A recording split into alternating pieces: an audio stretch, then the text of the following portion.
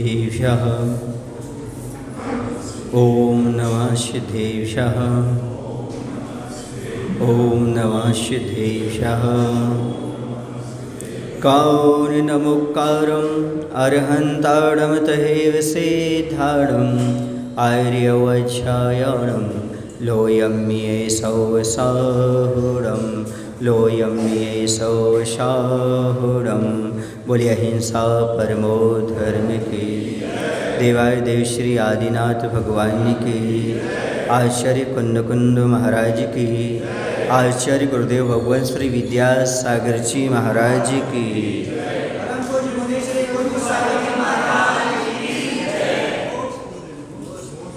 पिछली कक्षा में मूक माटी का नीति वाक्य पढ़ा था। उस पर चिंतन करना बहुत जरूरी है। वह नीति वाक्य था कि प्रमाद पथिक का परम शत्रु है। प्रमाद कह लो, आलस्य कह लो आपकी भाषा में, और क्या कह लो, केयरलेस, अवेयरनेस, जो भी आप कहें, ठीक है। लेजी, आलसी, ठीक है। तो वह पथिक के लिए कभी भी अच्छा नहीं होता। हमेशा वह शत्रु का काम करता है। शत्रु क्या काम करता है? शत्रु हमेशा घात करता है, नुकसान पहुंचाता है, आपकी वृद्धि नहीं होने देता, आगे नहीं बढ़ने देता, आपको बर्बाद करता है। यही काम इस प्रमाद का हुआ करता है। प्रमाद राहगीर का सबसे बड़ा शत्रु है। मोक्ष मार्ग में देखा जाए तो प्रमाद ही करबंध का मुख्य कारण है। प्रमत्त योगात प्राण विप्रोपणम हिंसा। जहाँ प्रमाद का योग रहता है वहाँ पर सारे पाप घटित हो जाते हैं। कोई भी क्रिया करते हैं उसमें यदि प्रमाद है तो वह सब हिंसक हो जाती है। प्रमाद का अर्थ अयत्नाचार अथवा असावधानी भी है। आप वहाँ पर असावधानी कर जाते, उसी का नाम प्रमाद है। अयत्नाचार पूर्वक क्रिया कार्य करते हुए जीव मरे या ना मरे, फिर भी साधक को नियम से पाप का बंध होता ही होता है।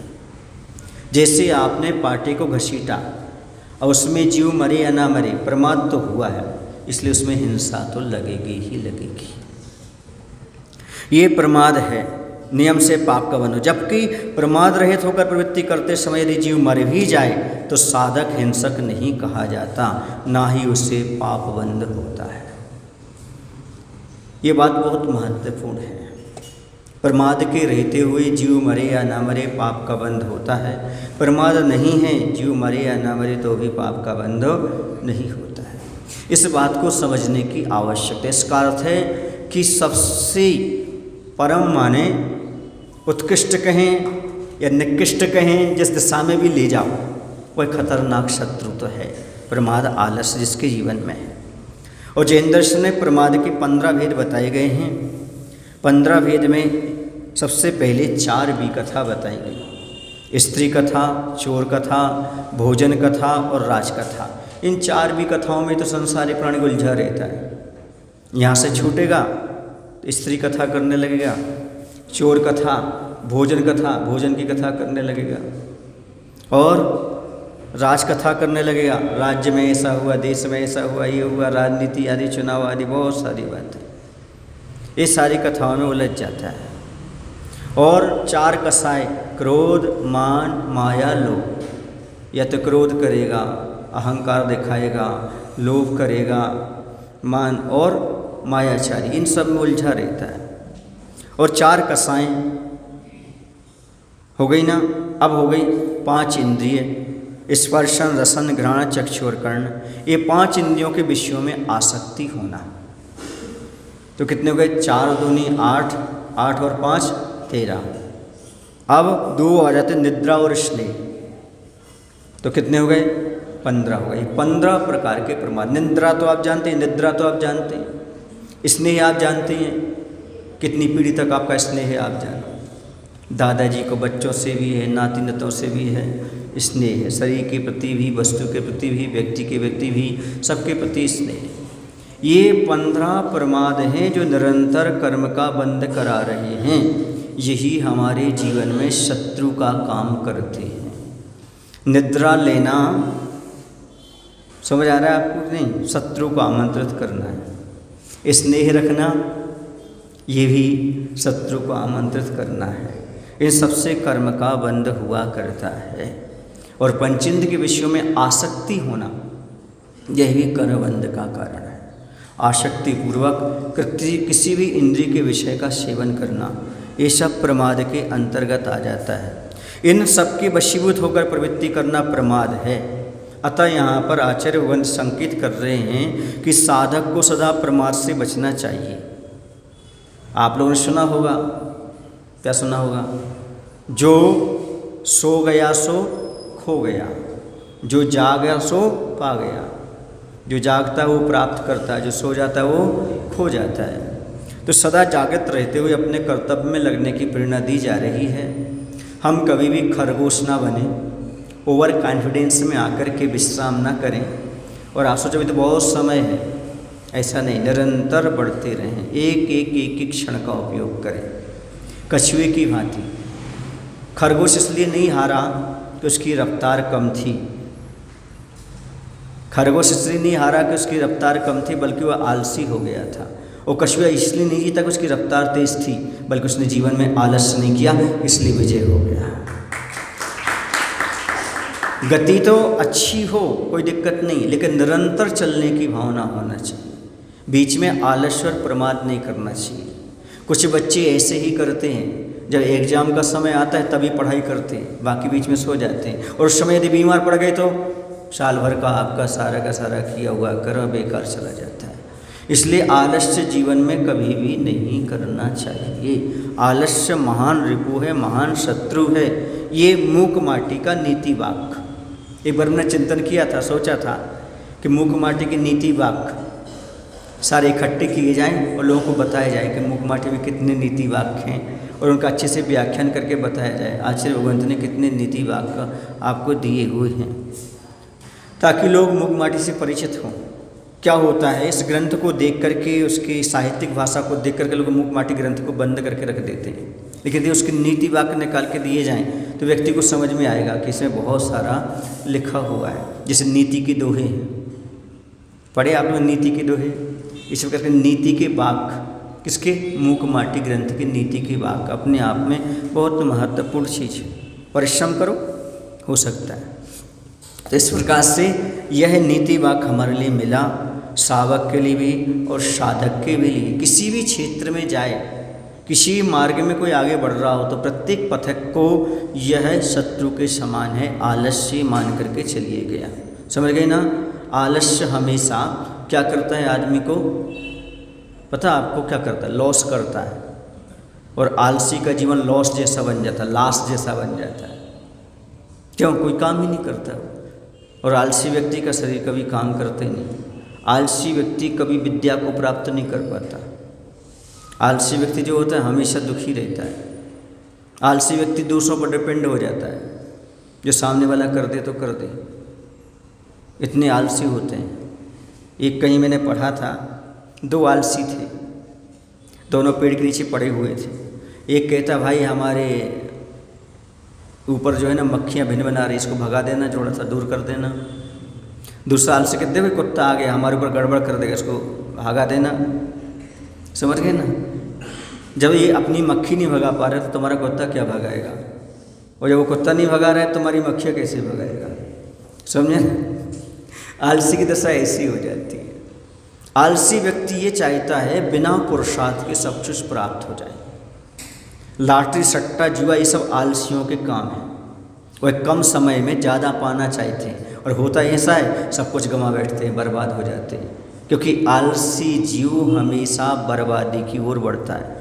आलसी अपना स्वास्थ्य भी खोता है, समय भी खोता है, और सफलता भी उसे कभी प्राप्त नहीं होती। इसलिए जीवन में कभी आलस्य नहीं करना चाहिए, शिक्षा दी जाती है।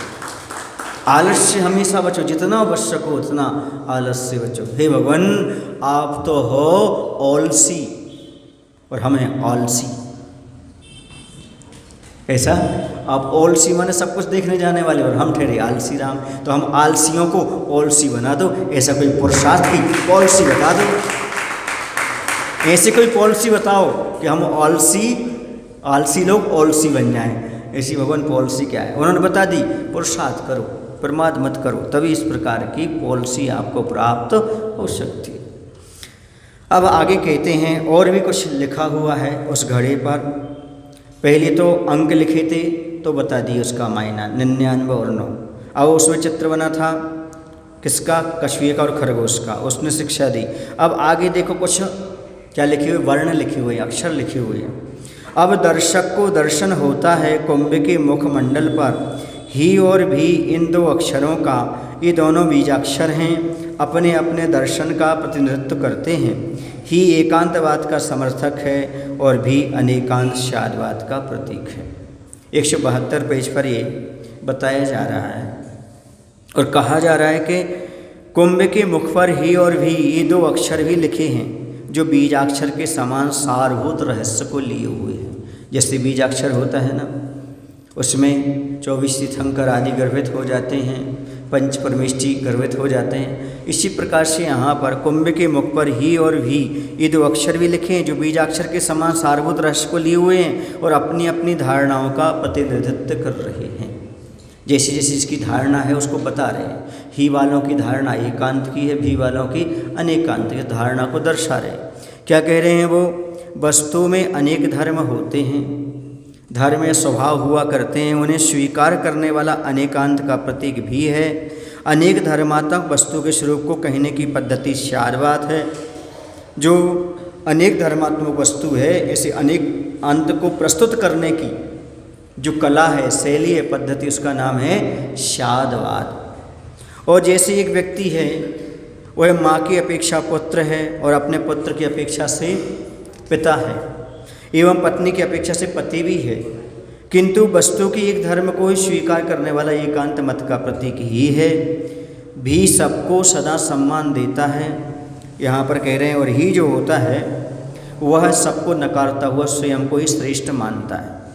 देखो, एकांत मिथ्या है और जब आदमी की दृष्टि एकांत हो जाती है तो सब चीज़ उसकी मिथ्या हो जाती है। जो कुछ वह सोचता है, विचार करता है, श्रद्धा का विषय बनाता है, वह सब मिथ्या ही बनाता है। क्योंकि जब दृष्टि ही मिथ्या हो गई तो सारी सृष्टि ही मिथ्या हो जाती है। जब चश्मा ही आपका दूसरे कलर का लग गया है तो सब कुछ दूसरा दूसरा ही नजर आएगा। इसी प्रकार से दृष्टि का परिमार्जन बहुत आवश्यक है। और जिसके पास एकांत दृष्टि ना होकर के अनेकांत दृष्टि हो जाती है, वही सृष्टि के सही रहस्य को समझ पाता है और स्वयं एक दिन आत्म राम स्वयं का सृष्टा और सबका दृष्टा बन पाता है। आत्म का सृष्टा और सबका दृष्टा बनना चाहते हो, केवल ज्ञानी बनना चाहते हो, तो एकांत को छोड़ करके अनेकांत की शरण को स्वीकार करो। आज तक किसी का कल्याण एकांत से नहीं हुआ, जब भी कल्याण हुआ है तो अनेकांत धर्म को अपनाने से ही हुआ है। और जो भी शब्द है वह कह रहा है अनेकांत धर्म, और ही कह रहा है एकांत। ऐसा ही है, ये हो गया एकांत। नहीं, ऐसा भी है, ऐसा भी है, इसी का नाम है अनेकांत। और इस धर्म की जो शरण प्राप्त कर लेता है वो कल्याण कर लेता है। हम भी सब कुछ, हम ही सब कुछ हैं, यूं कहता ही सदा, तुम तो तुच्छ कुछ नहीं हो। और भी का कहना है कि हम भी और तुम भी सब कुछ। जो एकांतवादी होता है वो कहता है मैं ही सब कुछ हूँ, और जहाँ पर ही आ जाता है वहाँ पर अहंकार भी पुष्ट होता है। मैं ही सब कुछ हूँ, नहीं तुम भी हो, हम भी हो, तुम्हारा भी सही है, मेरा भी सही है। ये हो गया अनेकांतवाद। व्यवहार भी धर्म है तो निश्चय भी धर्म है। ऐसा कि नहीं निश्चय ही धर्म है, व्यवहार कुछ नहीं है, वो ही है, उसकी कोई आवश्यकता नहीं है। इसे नकारने वाले एकांतवादी हो जाएंगे। और आपने कहा नहीं व्यवहार ही सब कुछ, निश्चय कुछ नहीं है, तो आप भी एकांतवादी हो जाएंगे, फिर आप भी मिथ्यात्व की चपेट में आ जाएंगे। नहीं, व्यवहार भी धर्म है तो निश्चय भी धर्म है। एक जगह व्यवहार की अवस्था है, एक जगह निश्चय की अवस्था है। हाँ, व्यवहार में निश्चय गुण हो जाता है और निश्चय में व्यवहार गुण हो जाता है। यहाँ पर विवक्षा लगाते हुए जब हम चलते हैं तो अनेकांत धर्म हमारे लिए प्राप्त हो जाता है। इसलिए हमें कभी भी एकांत की चपेट में नहीं आना चाहिए। तुम भी सही और हम भी सही, ऐसा लेके चलो। हम ही सही हैं ऐसा नहीं। आचार्य भगवंत कहते हैं मैं ही सही हूँ, मेरा ही सही है, ऐसा नहीं है, बल्कि आगम में जो कुछ सही है वही मेरा है, वही सही है। तुम बताओ आगम में क्या सही है? वही मेरा है और वही सही है। मेरा ही सही नहीं है, जो सही है वो मेरा है, ऐसा आचार्य भगवंत कहते हैं। बताओ आगम में क्या सही है? जो सही है वही हमारा है। मेरा ही सही है ऐसा नहीं, जो आगम में सही है सो मेरा है, जो सही है वो मेरा है। मेरा ही सही है एकांत है, लेकिन जो सही है वो मेरा है, इसका नाम अनेकांत है। अब ध्यान रखो, कभी भी मेरा ही सही ऐसा मत कहो, जो सही है वह मेरा है, ऐसा कहने का प्रयास करो। और जहाँ एकांत होता वहाँ पर अहंकार रहता, मैं, और जहाँ पर नहीं, तुम भी और मैं भी और तुम भी, वहाँ पर अनेकांत अपने आप में काम करता है। ही देखता है हीन दृष्टि से पर को, भी देखता है समीचीन दृष्टि से सब। ही वस्तु की शक्ल को ही पकड़ता है, भी वस्तु के भीतरी भाग को भी छूता है। ही वस्तु के बाहरी रूप को ही पकड़ता है। कैसे पकड़ता है वह? और कह रहे हैं भी सबको सदा सम्मान देता है, तो ही सबको नकारता हुआ स्वयं को ही श्रेष्ठ मानता है। और दूसरों को नकारना ही तो अहंकार है, और दूसरों को स्वीकार करना, इसी का नाम तो विनय गुण है। और जहाँ जहाँ एकांत होगा वहाँ पर अहंकार पैदा हो जाता है, और जहाँ जहाँ पर अनेकांत होता है वहाँ पर अहंकार नष्ट हो जाता है और विनय गुण प्रकट हो जाता है। अनेकांत की शरण में मृदुता है, एकांत की शरण में जाओगे तो समझ लेना वहाँ पर कठोरता है। कठोरता को छोड़ करके, ही को छोड़ करके विनय पूर्वक भी को स्वीकार करो, यही हमारे लिए कल्याणकारी बताया जा रहा है। ही वस्तु के बाहरी रूप को ही पकड़ता है, जबकि भी वस्तु के भीतरी भाग सही स्वरूप को स्पर्श करता है। ये इसमें दोनों में अंतर है। ही पश्चिमी सभ्यता है, भी है भारतीय संस्कृति भाग विधाता। रावण था ही का उपासक, राम के भीतर भी बैठा था, यही कारण कि राम उपास्य हुए रहेंगे आगे भी के आसपास बढ़ती सी भीड़ लगती अवश्य, किंतु भीड़ नहीं, भी लोकतंत्र की रीढ़ है। अब आचार्य भगवंत ने ये नीति वाक्य दिए हैं कि सुनो, ही विध्वंसकारी पश्चिमी सभ्यता है, तो भी भाग्य निर्माता भारतीय संस्कृति है। अब जहाँ जहाँ पर ही शब्द आएगा समझो यह जो ही है वह पश्चिमी सभ्यता का प्रतीक है, और जो भी है वह भारतीय संस्कृति है, सबका भाग्य विधाता है। क्यों? क्योंकि जहाँ पर एकांत रहेगा वहाँ पर पश्चिमी सभ्यता जैसी हो जाएगी, और जहाँ पर अनेकांत रहेगा वह जो है वह भारतीय संस्कृति है। भारतीय संस्कृति जो होती है वह सभी को स्वीकार करती है, सभी गुणधर्मों को, सही पहलुओं को स्वीकार करती है। इसलिए यहाँ पर लोकतंत्र है, और जहाँ पर लोकतंत्र रहेगा वहाँ सभी का अस्तित्व है, सबकी स्वतंत्रता अपनी अपनी है, सारे के सारे जीव स्वतंत्र हैं।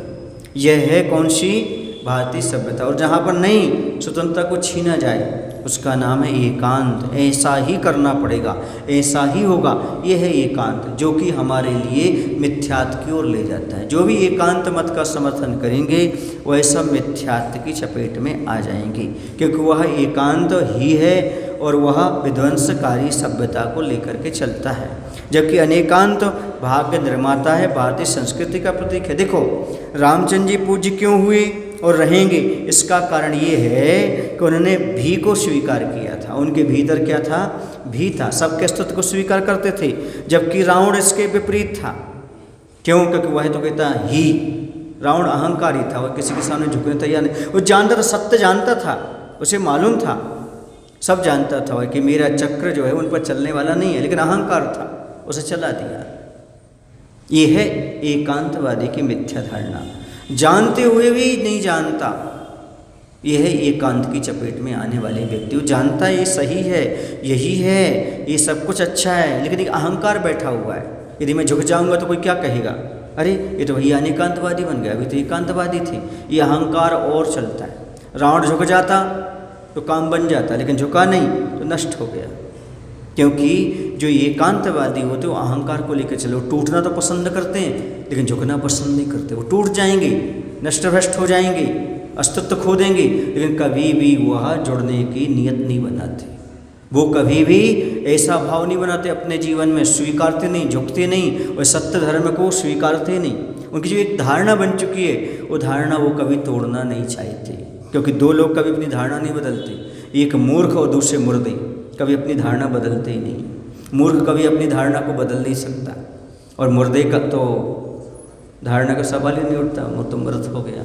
ऐसी स्थिति हो जाया करती है। तो यहाँ पर एक बहुत बड़ी बात कही जा रही है, सबके लिए बहुत शिक्षाप्रद कही जा रही है कि रामचंद्र जी आज भी सबके उपास्य देवता हैं। सब उनकी उपासना करते हैं, क्योंकि उन्होंने भी को स्वीकार किया था।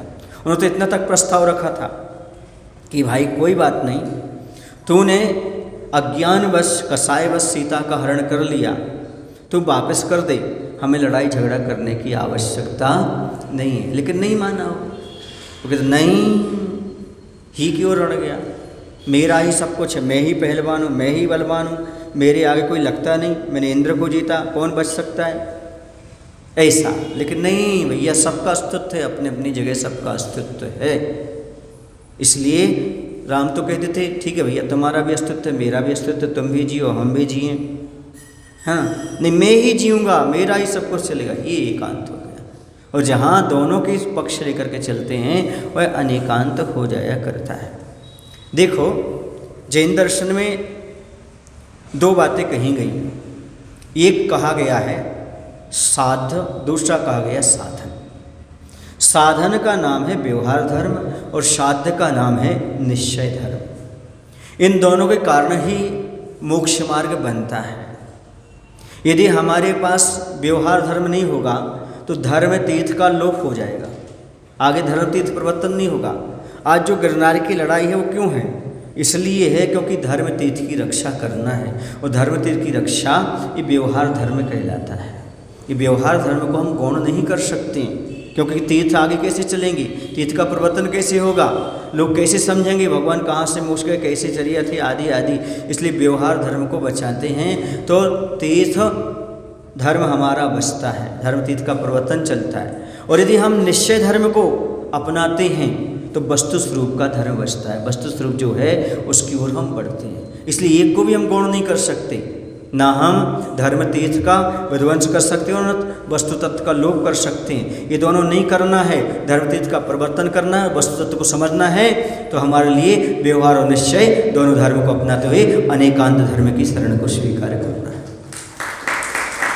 तभी हम समीचीन स्वाध्यायशील रहेंगे, समीचीन हमारा स्वाध्याय रहेगा।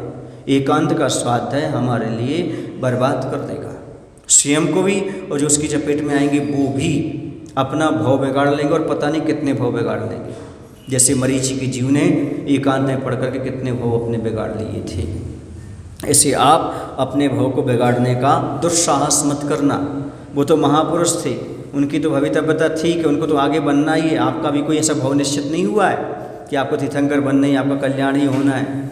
इसलिए आप इतनी ज़्यादा अहंकार मत खोलो, अपने आप को डाउन करो और नमस्कार करने की पद्धति अपने जीवन में डालो, और अनेकांत और शादवाद का डंका बजाओ, इसी में अपना कल्याण होने वाला है। कह रहे हैं सुनो, एक बात और सुन लो, कभी कभी ऐसा होता है कि भीड़ बहुत बढ़ती सी दिखाई देती है, कहाँ पर? एकांतवादियों की। लेकिन ध्यान रखो, जो कुछ भी अनेकांत में ही काम होता है। यद्यपि भी कहने से भीड़ बढ़ती सी दिखती है अवश्य, किंतु लोकतंत्र की सफलता इसी में है। हम भी हैं, तुम भी हो, सब कुछ है। क्या कह रहे हैं? अनेकांत में लगता बहुत भीड़ है, बहुत भीड़ है, बहुत भीड़ है, एकांत में कम है, कम है, कम है, ऐसा नहीं लेना।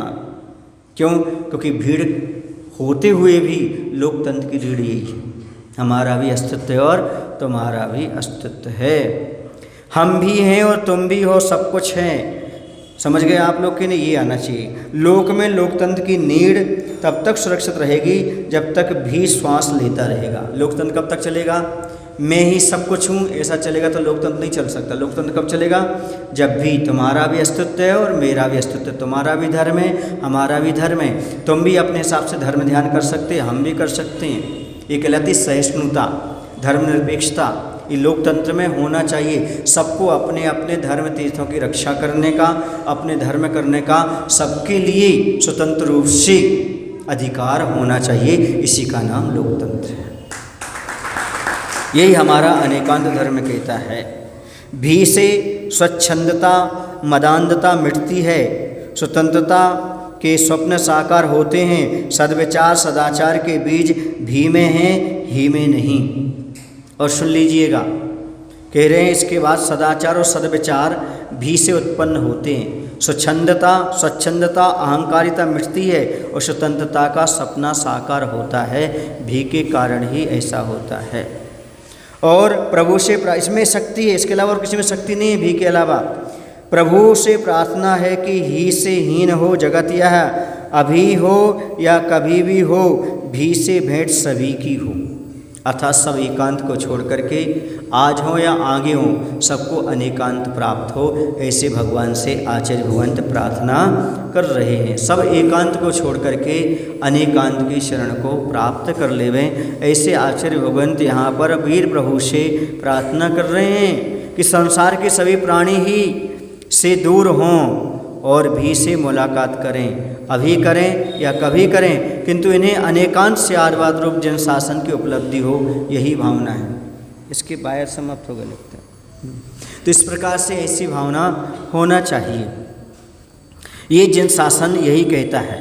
और जन शासन भी ये कह रहा है कि भगवान से प्रार्थना करो कि ही से दूर हो, भी से मुलाकात करें। कर पर कर दो कुंभ पर। अब आगे ये भी से अनेकांत की बात यहाँ पर पूरी हो रही है और कह रहे हैं कि अभी करें या कभी करें, किंतु इन्हें अनेकांत से आधार रूप जन शासन की उपलब्धि हो, यही भावना है। जो भी जन शासन के अनुसार जियो और जीने दो के सूत्र पर चलेगा, ही से भी की ओर बढ़ेगा, निश्चित रूप से वह विश्व शांति का सूत्र रहेगा। मैंने बताया था आचार्य ने विश्व शांति का एक सूत्र दिया।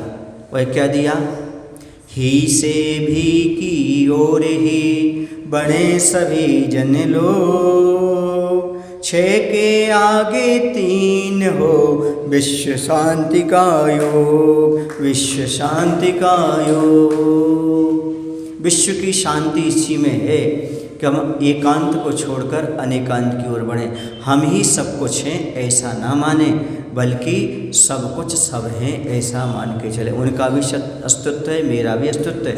सबकी स्वतंत्र सत्ता है, सबकी स्वतंत्रता है, सब अपने आप में स्वतंत्र हैं, ऐसा स्वीकार करने से ही इस देश में शांति आ सकती है। नहीं मैं ही स्वतंत्र हूँ, मुझे ही जीने का अधिकार है, ऐसा जो कहता है समझो वह लोकतंत्र को, रीढ़ को चरमरा रहा है, नष्ट भ्रष्ट कर रहा है। आजकल तो ऐसा हो गया है, नहीं मात्र मनुष्यों को जीने का अधिकार है। पशु पक्षी को तो ऐसा मार डालते हैं, कहते हैं खाने के लिए बने हैं। ये लोकतंत्र में क्या हो रहा है? जबकि लोकतंत्र में सभी जीवों को जीने की स्वतंत्रता होना चाहिए, मात्र मनुष्य के लिए नहीं, प्रत्येक जीव, वही भी जीव है, मैं भी जीव, उसे भी जीने दो, मुझे भी जीने दो, सबको। क्यों? क्योंकि यदि ये पशु पक्षी नहीं रहेंगे तो आप भी आगे नहीं रहेंगे, आप भी सुखी नहीं रह सकते। बताते हैं एक देश में ऐसा हुआ था पहले कभी, वहाँ से मच्छर मक्खी सब नष्ट कर दिए गए। इनका क्या मतलब है, क्या उचित है, क्या जरूरी है? तो बताते कुछ दिन बाद उस देश में महामारी फैल गई। कारण कि ये जो आपके मच्छर और मक्खी रहते हैं वो जो है ना, वो प्रदूषण को समाप्त करने वाले होते हैं और बहुत सारे जहर को समाप्त करने वाले होते हैं। यदि आपके शरीर पर बैठते हैं, काटते हैं और वो अपना जहर छोड़ते हैं तो अंदर जो आपका जहर रहता है उसको नष्ट कर देते हैं, वरना पर कीमो लगाना पड़ता है, क्योंकि जहर को नष्ट करने के लिए दूसरा जहर डालना पड़ता है। ऐसे महान रोग होते हैं, इसलिए कभी भी इन जीव जंतुओं के अस्तित्व को नकारना नहीं चाहिए। आप भूमि के नहीं, कर्म भूमि के जीव हों, यहाँ पर विकलत्रय भी जीव रहते हैं, उनका भी अस्तित्व है। जब सभी का अस्तित्व समझोगे तभी तो बनोगे। आज कहा जा रहा है वृक्ष लगाओ, वृक्ष लगाओ, पौधे लगाओ, पौधारोपण करो। क्यों? क्योंकि वो बचेंगी तभी तो तुम बचोगे। ऑक्सीजन कहाँ से मिलेगी? कोरोना में इतने लोग क्यों चले गए? क्योंकि ऑक्सीजन की कमी पड़ गई। और जहाँ पर अच्छी बहुतायत मात्रा में वनस्पति जीव रहते हैं, अर्थात पौधे आदि रहते हैं, वहाँ पर वर्षा भी अच्छी होती है, हवा भी अच्छी रहती है और प्रदूषण नहीं फैलता और स्वास्थ्य लाभ भी प्राप्त होता है। ये है अनेकांत धर्म का महत्व। इनके अस्तित्व को स्वीकार करो। और हर जगह पौधे लगाना पड़ रहा है। जहाँ भी कॉलोनियाँ होती हैं वहाँ पर पार्क होते हैं, वहाँ पर पौधे आदि लगाए जाते हैं, बगीचे बनाए जा रहे हैं। इतने पौधे लगाना अनिवार्य है, ऐसा कहा जा रहा है। क्यों? क्योंकि ये तो अनेकांत धर्म है। यही तो कह रहा है हमारा धर्म, जियो और जीने दो, सबके अस्तित्व को स्वीकार करो। अकेले सीमेंट की जंगल खड़ी मत करो, वनस्पति की जंगल खत्म करके सीमेंट की जंगल मत खड़े करो 14-14 मंजिल, बल्कि कुछ वनस्पति को भी स्थान छोड़ो, तभी जा कर के आपका अस्तित्व सही मायने में रह सकता है, वरना रहते हुए भी नहीं रहने के समान हो जाएगा। इतनी बात ही और भी से हमें शिक्षा मिली।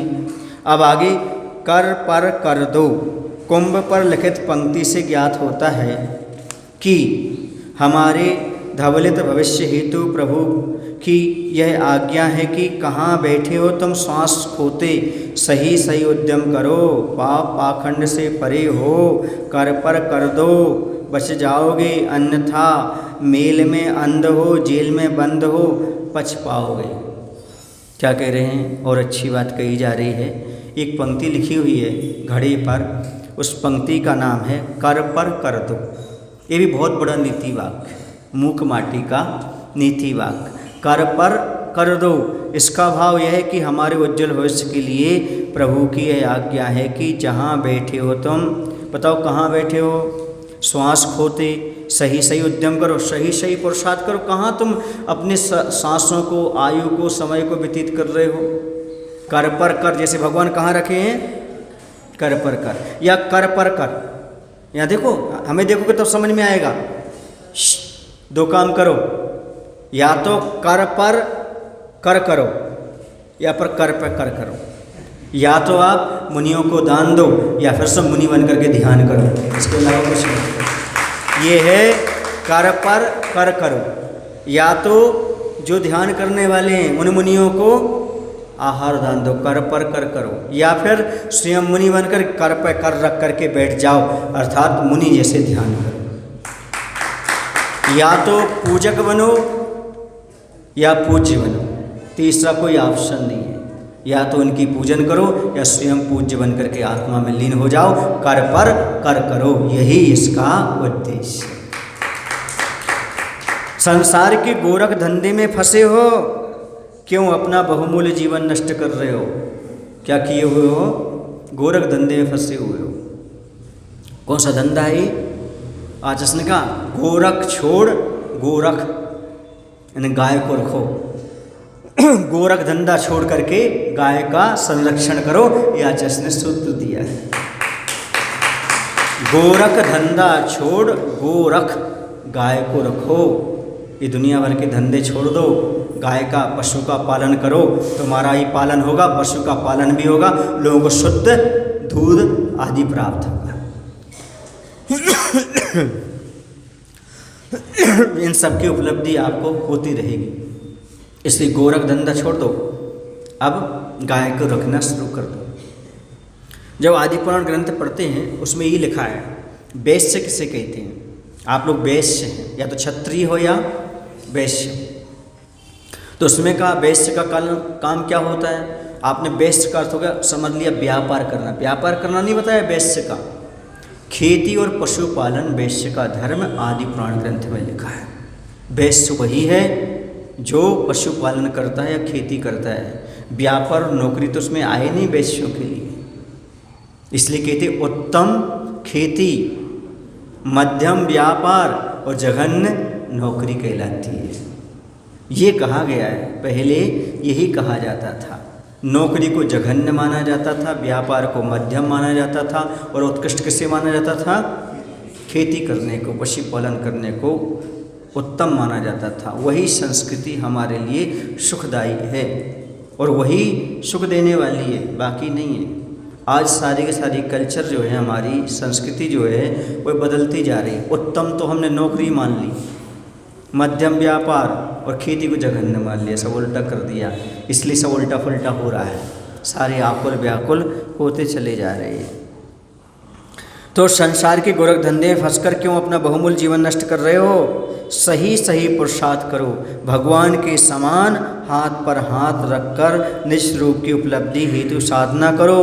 पाप कर्म से बच जाओगे, अन्यथा सांसारिक बंधनों संयोग में उलझे हुए, मोह से अंधे हुए नरक आदि दुर्गतियों में पहुंचकर दुखी पाओगे, जेल में चले जाओगे। समझ गए आप लोग? दूसरा अर्थ अपन ये भी निकाल सकते हैं यहाँ पर कि ग्रस्त हो तो श्रमणों के हाथों पर अपने हाथ कर दो, अर्थात अतिथि संविभाग व्रत का पालन करो, आहार दान देकर ग्रस्त जीवन सफल करो। समझ गए? कर पर कर दो, दो बातें। सबसे पहला उपदेश कौन सा है? मुनि बन करके हाथ पर हाथ रख करके भगवान बनने की प्रक्रिया को अपनाओ, जिसके माध्यम से आप अभी वर्तमान में गोरख धंधे में फंसे हुए हो, दुर्गति के पात्र बन करके दुख उठाना पड़ेगा। हाथ पर हाथ रख करके बैठो, करबंध से बच जाओगे और कल्याण आपका हो जाएगा। यदि ऐसा नहीं कर सकते तो श्रावक धर्म पालन करके अतिथि संविभाग का पालन करो, मुनिराज को आहार दान दो, यही इसका उद्देश्य, तभी कल्याण होगा। दो में से एक काम कुछ कर लो आप, या तो पूज्य बन जाओ या फिर पूजन करना प्रारंभ कर दो। क्या करना चाहते हो? अभी पूजन कर लो, बाद में पूज्य बनना है। अभी कर पर कर दो, फिर कर पर कर रख करके आत्मा में आ जाओ, फिर कल्याण हो जाएगा। इतने बड़े बड़े नीति वाक्य हैं, वो लोग इस पर ध्यान देते नहीं। मूक माटी का नीति वाक्य, कर पर कर दो, इसका अर्थ खोलो तो ये सावक धर्म भी आ गया और मुनि धर्म भी आ गया, दोनों बातें आ गई। इतने महान सूत्र आचार्य भगवंत दिए, पर क्या करें? तुम तो बड़े बेवफा निकले। वो रात भर जागकर कविताएं लिखते रहे, तुम सिरहाने रखकर सो गए, तुम्हें समय ही नहीं मिलता। कुछ लोगों ने तो पहली बार सुना होगा कर पर कर दो। कितने लोगों ने पहली बार सुना? हाथ ऊपर करना। उसके दोनों वर्ष पहली बार किसने सुने? हाँ, समझ गए ना? तो ये इसके अर्थ हैं, क्योंकि ग्रंथ लिखने का अधिकार निर्ग्रंथ साधु को है, उसकी टीका करने का अधिकार भी निर्ग्रंथ साधु को है, तभी समीचीन अर्थ है। ग्रंथ यदि निर्ग्रंथ साधु लिखे, उसकी टीका निर्ग्रंथ साधु लिखे, तो ही समीचीन अर्थ निकलता है। वो वस्त्रधारी अज्ञानी क्या अर्थ निकालेगा? रागी देशी मोही क्या निकालेगा? इसे तो भाषा शैली पसंद नहीं आती लोगों को। रागी लिख तो देते हैं और वो अपने राग में लिखते हैं, अपने हिसाब से लिखते हैं। हमने एक दिन कहा था, पंडितों में और साधुओं के प्रवचन में इतनी अंतर होता है। पंडित के प्रवचन डिब्बा के भजिया होते हैं और मुनियों के प्रवचन जो होते हैं वो एक कढ़ाई अनुभव से निकले हुए गरम गरम हुआ करते, तत्काल अनुभव से निकल करके आता। पर क्या करें, तो बासी खाने की आदत पड़ गई है। अब बासा नहीं खाना, खाना तो ताज़ा खाना। अपने गांव में ना मिले तो जहाँ मिल जाए वहाँ जाना, और वहाँ पर मुनि मुख से ही ग्रंथ को सुनने का सौभाग्य प्राप्त करें। समझ आ रहा है आप लोगों को? तभी आपका कल्याण हो। कुछ लोग कहते हैं महाराज हम समय सार नहीं पढ़ सकते क्या? हमने कहा क्यों नहीं पढ़ सकते? किसने मना किया? पर पचा नहीं सकते। जैसे बुखार में हलवा पूड़ी आदि देख सकते हो, सुन सकते हो, पर खा नहीं सकते, वरना और बीमार हो जाओगे। ऐसे असंयम का बुखार चढ़ा है, समय सार मत पढ़ लेना, वरना पचा नहीं पाओगे तो ओगन और हो जाएगा, नुकसान और हो जाएगा। यदि समय सार पढ़ना है तो किसी गुरु के मुख से पढ़ना, तभी आपको समीचीन अर्थ प्राप्त होगा। और किसी से पढ़ोगे दिग्भ्रमित हो जाओगे, क्योंकि उन्हें उसका अनुभव ही नहीं, ये कंसमी अनुभव नहीं उनको, इससे उनका कभी नहीं। और यदि आपके लिए समय मिल जाए तो समय सार ना पढ़ करके आचार्य भगवंत ने हम लोगों को समय सार पढ़ाया, उसका हमने संग का समाधान के रूप में संकलन किया है। समय सार समाधान भाग 1, समय सार समाधान भाग 2, उसको अच्छे से पढ़ लेना, आपको सब मालूम हो जाएगा क्या समय सार का उद्देश्य, लिखने का क्या उद्देश्य है, क्यों लिखा गया, क्या निश्चय है, क्या व्यवहार है, कहाँ कौन सी चर्या का पालन करना चाहिए, ये आपको ज्ञान हो जाएगा। समय साथ समाधान, उसमें ये आपको समझ में आ जाएगा कौन सी करोति क्रिया है, कौन सी भवति क्रिया है, कौन सी अस्ति क्रिया है। सारी चीज़ें उसमें आपको समझ में आ जाएगी, कौन से गुण स्थान तक क्या क्या करना चाहिए, क्या नहीं करना चाहिए, और क्या हमारी भूमिका है, कहाँ हमारी योग्यता है, कहाँ नहीं है। ये सब चीज़ें हमारे लिए स्वाध्याय करने से प्राप्त हो जाती हैं। वो मक्खन है, वो नवनीत है जो आचार्य भगवंत के चरणों बैठ कर के हमने इकट्ठा किया मंथन। समझ गए? आपके नगर में है और आप चाहो तो उसको देख सकते हो, पढ़ सकते हो, समझ सकते हो। अब यहाँ पर अगली बात कहते हैं, अगला सूत्र हम देखते हैं। अगला नीति वाक्य क्या मिलता है हमारे लिए? मूक माटी का नीति वाक्य, मरहम मरहम बने। इन यह 4 शब्दों की कविता भी मिलती है। यही कुंभ पर आशय इसका यही है सकता है कि कितना कठिनतम पाषाण जीवन रहा हमारा। ठोकर खा गए इससे, रुक गए, गिर गए, पथ को छोड़कर फिर गए कितने पर लहूलुहान हो गए, कितने गहरे घावदार बन गए वे। समुचित उपचार कहाँ हुआ उनका, होता भी कैसे पापी पाषाण से। उपचार का विचार भर उभरा इसमें आज, यह भी सुभगता का संकेत है। इससे आगे पद बढ़ना संभव नहीं। प्रभु यही प्रार्थना है पतित पापी की कि इस जीवन में नहीं सही, अगली पर्याय में तो मरहम बने। सुनिएगा, मरहम और मरहम बने। मर अलग करो, हम अलग करो, तो मरहम ये हो जाएगा। दूसरा मरहम, जिसे आप मलहम बोलते हैं। क्या बोलते हैं? मलहम लगाते हैं आप। तो इन 4 शब्दों की कविता भी कुंभ पर लिखी है। उसका उद्देश्य यही हो सकता है कि हे भगवान, हमारा जीवन पत्थर के समान कितना कठोर रहा, कितने लोगों ने हमसे पीड़ा पाई है, हमने कितने जीवों को दुख दिया है, दूसरों का उपकार भी हम ना कर सके। आज मन में उपकार करने का भाव विचार हमारे अंदर जागा है। यह भी सुभगता का प्रतीक है। आज मन में उपकार करने का भाव विचार बसाया, हम भी दूसरों को सुखी बनाने में निमित्त बने। यह भाव भी अच्छे भविष्य का संकेत है, किंतु इस पतित पापी जीवन में यह संभव नहीं। अतः यही प्रार्थना है प्रभु से। क्या प्रार्थना है? इस पर्याय को छोड़कर, यानी मरकर, मरहम माने मर करके, इस पर्याय को छोड़ करके हम दूसरी पर्याय में जन्म लें और अगला जीवन हमें ऐसा मिले कि हम भी मरहम जैसे दूसरों के दुख को दूर करने, परोपकार करने में सहयोगी बन सकें। हम भी किसी के घाव को मरहम बन करके ठीक कर सकें, ऐसी बुद्धि दें। इस पर्याय में तो हम कुछ नहीं कर पाए। इस पर्याय में तो हमने क्या किया? दूसरों को दुखी बनाया, पाषाण हृदय बने रहे, दूसरों को कष्ट देते रहे, दूसरों को कष्ट दिया। लेकिन हे भगवान, इस पर्याय में हम कुछ नहीं कर पा रहे।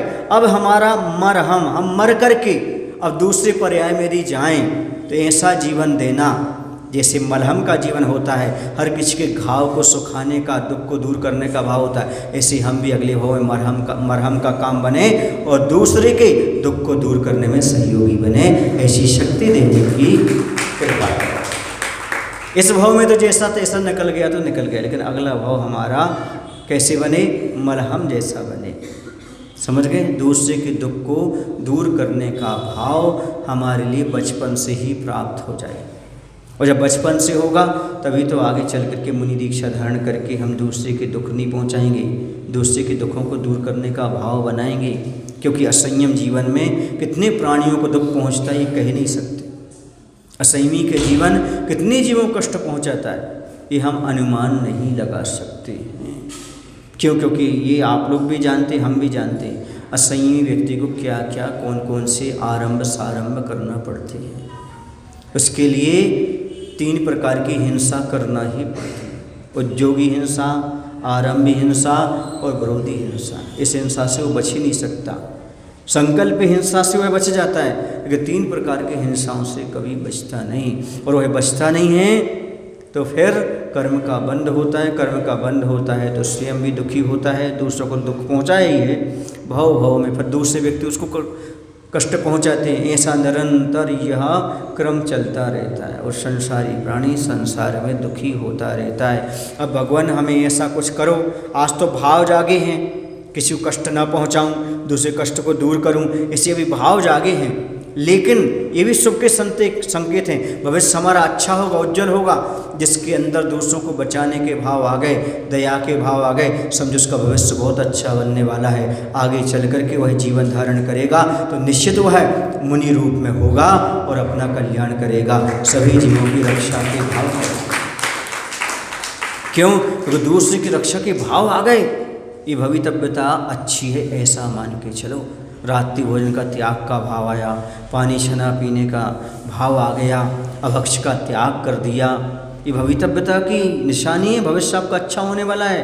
दयोदय में भाग लिया आपने, गायों के संरक्षण का भाव बनाया, समझो अगले भाव में तुम्हारे दया का उदय होने वाला है।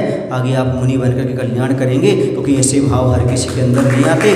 पशु पक्षियों को बचाने के, मूक पशुओं के जिससे कोई लेना देना नहीं है, निस्वार्थ भाव से पशुओं की सेवा करने के भाव अगले भाव की आपकी निशानी है। आपका भाव बहुत अच्छा होने वाला है, ये मान के चलिएगा। आपका वर्तमान का गौरव तो है ही, आगे भी आपका गौरव और वैभव बढ़ने वाला है, ये मान कर चलिए। क्यों? क्योंकि आपने आज से ही प्रारंभ कर दिया। ये आपके भाव उज्ज्वल निर्मल हो गए। ये उज्ज्वल भविष्य की संकेत हैं, क्योंकि भविष्य कुछ नहीं है, वर्तमान की गोद में ही भविष्य का जन्म होता है। जैसा आपका वर्तमान होता है वैसे भविष्य भी आपका होता चला जाता है। इसलिए भविष्य की चिंता मत करो और भूत की बात मत जाओ, जब भूत लग जाएंगे। क्या करो? वर्तमान का उपयोग करो। 4 पंक्तियाँ मैं आपको सुना देता हूँ। भूतकाल, जो वर्तमान का भूतकाल में चले जाते हैं, भविष्य में भटक जाते हैं, उनको कह रहा हूँ कि तुम भूतकाल में मत जाओ, भविष्य में मत जाओ, बल्कि वर्तमान का सदुपयोग करो। तो कैसे करना है? यदि भूतकाल की ओर जाओगे तो भूतकाल हमें स्मृतियों की ओर ले जाता है, भूतकाल हमें स्मृतियों की ओर ले जाता है। भविष्य काल हमें कल्पनाओं की उड़ान में छोड़ देता है, भविष्य काल हमें कल्पनाओं की उड़ान में छोड़ देता है। बंधु, उस वर्तमान का उपयोग करो जो हमें वर्धमान बनने की प्रेरणा दे जाता है। उस वर्तमान का उपयोग करो जो हमें भगवान वर्धमान बनने की प्रेरणा दे जाता है। जो भी वर्धमान बने हैं, जो भी भगवान बने हैं, वो वर्तमान का उपयोग करके बने हैं। आप यदि वर्धमान भगवान बनना चाहते हो तो वर्तमान का सदुपयोग करो। जितना मिला हुआ है उस वर्तमान का सदुपयोग करने का हमेशा हमें प्रयास करना चाहिए। प्रयास करेंगे तभी आप आगे बढ़ सकते हैं। इनका कोई आगे का कार्यक्रम है, आज यहीं पर समाप्त करते हैं। बोले महावीर भगवान की जय। आचार्य गुरुदेव भगवान श्री विद्यासागर जी महाराज की जय। हे प्रभु, हम सभी को इतनी शक्ति, इतनी बुद्धि देने की कृपा करो ताकि हम कर सकें, या तो ग्रस्त जीवन में अच्छे से आहार दान दे सकें और आगे मुनि बन करके हाथ पर हाथ रख करके आत्म ध्यान कर सकें। हे भगवान, इस भाव में जितना बने उतना हम दया का परिणाम, परोपकार का भाव पैदा कर सकें और अगले भाव में मलहम बन करके दूसरे के दुखोरूपी घावों को दूर कर सकें, उन्हें सुखा सकें।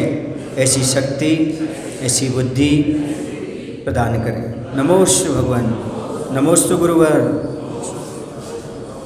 जावाणी के ज्ञान ते सूझे लोकालो, सोवाणी मस्तक धरो सदा देते हों लो।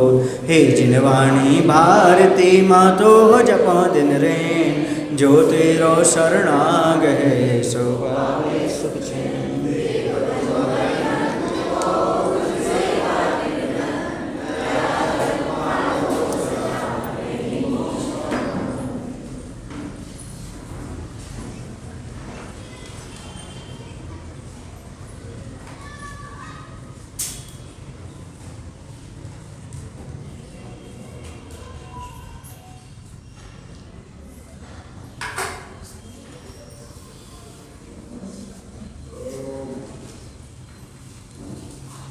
राधा श्याम जी माड़ी माता की जय। श्री श्री सागर जी महाराज की जय।